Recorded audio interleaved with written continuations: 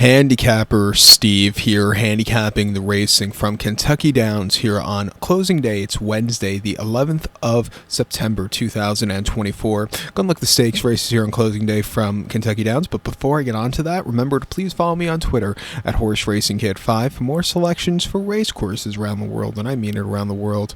Let's look at the stakes action races 8 and 9, some excellent racing on the program. The 8th race, it is the Nashville Gold Cup, the inaugural Nashville Gold Cup. It's going for a purse of $500,000, race for 3-year-olds and upwards. Field of 9 horses contesting the distance of ground here of 3,300 meters, or 2 miles and 1/16 over the grass course. It's going to be the first time they're running this distance actually at Kentucky Downs, if it's correct, doing my research. But my top selection here, I'm going to go with the 7-horse limited liability, 7216 in the superfecta, 7216 super. Top selection, the 7-horse limited liability. This 5-year-old gelding by Getting Joy.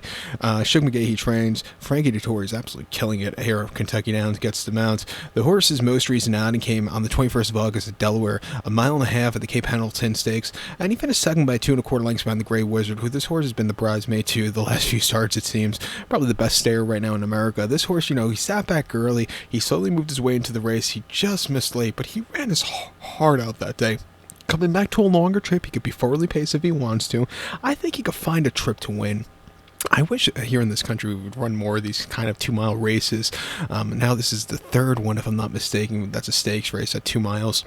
You have the Alan Jerkins at Goldstrip at the end of the year. You have mid-season the Belmont Gold Cup, and then now you have this one. Maybe they could create a race like at the Breeders' Cup, like they did a few years ago with that marathon race. Maybe make a Breeders' Cup, marathon, revive it as a turf long-distance stayers race. But that's thinking too much. But these races always are competitive, and they usually get good field sizes. But this horse in the Cape Pendleton, he had a very good place. Prior to that, the Belmont Gold Cup at the Spa, 2 miles on the inner, 6th of June. He ran his heart out. He finished third by a neck. He stalked. He really, had a great turn of foot. The Grey Wizard just caught him late, but he ran his heart out that day off the bench to the longer trip that day. And then the Fort Marcy with the mile and 1/8 at Aqueduct, he finished 4th by 3 1/4 lengths that day. He was wide, and he just never really got into it. He needed the first few races off the bench. They ran him on the turf. They tried getting him on the turf first of the season, but it got rained off on the dirt at Keeneland. Mile and 1/8 in the slop in the lounge race for under 30,000. He wasn't handling it. He finished 5th by 34 lengths, but he wants to go a longer trip. If you look at some of his races last fall, he had a decent third in the Sycamore. His Red Smith, I thought he just needed some better trip that day. He was a little bit wide throughout, but he got around the race course well. Getting Frankie up today, he can win. I'm going to use him on the ticket. I think the 2-horse here, 6- for Irad and Todd Kaplan win also. Most recently, the Johns Call over the mile 5 at Saratoga. He finished second by 5 lengths behind Kathleen Peak, who just had the jump on him. This horse is a little bit wide, but he stayed the trip well. A couple weeks prior, going mile 3/8 at the Spa and off 6-2 Claimer, he finished third by 1 1/4 lengths. We had a very, trip, very weird trip early on where he got bumped around a few times, but he was really gaining late that day. And then the Belmont Gold Cup finished 5th by 4 1/4 lengths, where he just couldn't quicken up, but he did stay the trip well. He had a decent third in last year's Alan Jerkins at Goldstream on Christmas Eve. He likes running these longer distances. He can win. I would use him on the ticket.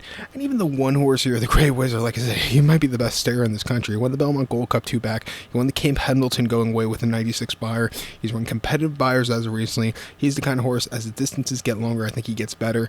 I'm going to use him here at 7-5. But to recount my selection for the inaugural Nashville Gold Cup, the 8th race from Kentucky Downs, going to take the 7-horse limited liability. Give kudos to this 2-horse 6- and the 1-horse the Grey Wizard. 7216 super, 721 in the multi-race. The featured 9th race now from Kentucky Downs. It's the Dueling Ground Oaks. It's going for a purse of $1.6 million. Races for 3-year-old fillies here by invitation only. Field of 15 horses entered, but only 12 could go 2,100 meters or mile 5/16 on the turf course. Gonna take the 6-horse Catherine Marissa as a top selection. 6'5", 12-1 for me in the superfecta. 6'5", 12-1 super. Top selection 6-horse Catherine Marissa. This 3-year-old filly by American Pharaoh. Dick Dutro Jr. trains. Frankie Dettori gets to mount on this one also.